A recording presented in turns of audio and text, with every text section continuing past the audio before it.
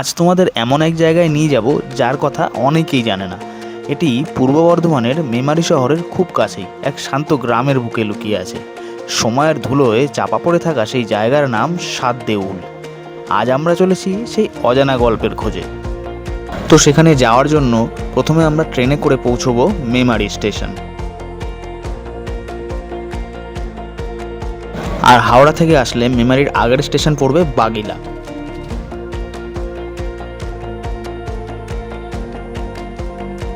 তো এটা হচ্ছে মেমারি স্টেশন, যেটা কিন্তু হাওড়া বর্ধমান মেন লাইনে পড়বে।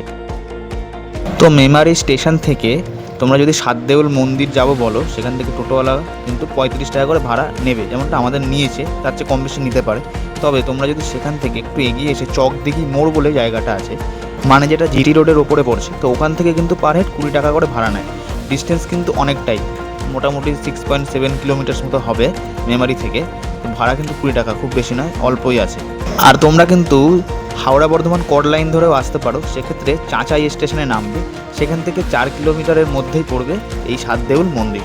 তবে এখানকার লোকেশন আমি ডিসক্রিপশন বক্সে দিয়ে রাখবো, তোমরা চাইলে গুগল ম্যাপে দেখে নিয়েও বাইক কিংবা গাড়ি নিয়েও আসতে পারো। তো টোটোওয়ালা কিন্তু এরকম সাত দেউল মন্দিরের পাশেই নামিয়ে দেবে, এখান থেকে যেই বাহাতেই পড়বেই দেউল মন্দির। তো বিকেলবেলা এখন সূর্য পশ্চিম আকাশে ঢলে পড়েছে, আর এই হচ্ছে মন্দিরের গেট, এখান থেকে ভেতরে ঢুকবো। আর এর বাইরের পরিবেশটা একবার তোমাদের দেখাই।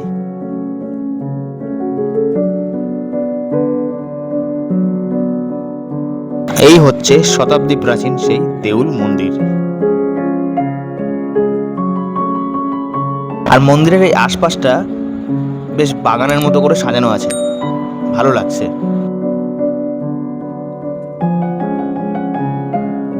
আর্কিওলজিক্যাল সার্ভে অফ ইন্ডিয়া এর রক্ষণাবেক্ষণের দায়িত্বে আছে।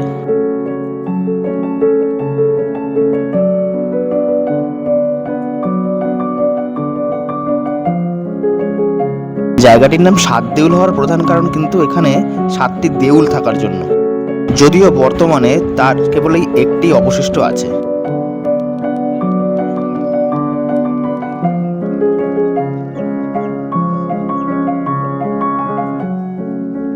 দেউল কথার অর্থ হলো মন্দির। তো এই মন্দিরটি উড়িষ্যার রেক দেউলের আদলে তৈরি। আর মন্দিরের স্থাপত্যশৈলী দেখে মনে করা হয় এটি আজ থেকে আনুমানিক 1000 বছর আগে তৈরি। গোটাটাই স্টক বা ইট দ্বারা নির্মিত।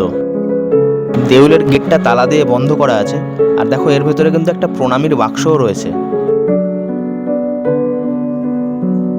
মন্দিরের উপরের অংশে দেওয়াল গাত্রে কিছু ডিজাইন করা আছে, বোঝা যাচ্ছে কিছুটা। আর এখানকার পরিবেশ কিন্তু বেশ নিরিবিলি, খুব বেশি লোকের ভিড়ও নেই। তো বলতে গেলে জায়গাটি সারাদিনই খোলা, সকাল থেকে সন্ধ্যের মধ্যে যে কোনো সময় তোমরা এখানে চলে আসতে পারো।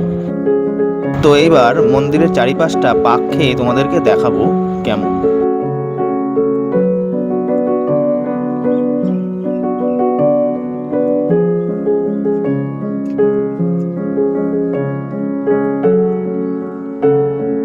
বলে রাখি, এখানে বন্ধু বান্ধব নিয়ে বা কাপলদের জন্য ভালো জায়গা, আর বাচ্চাদেরকে নিয়েও আসা যেতে পারে।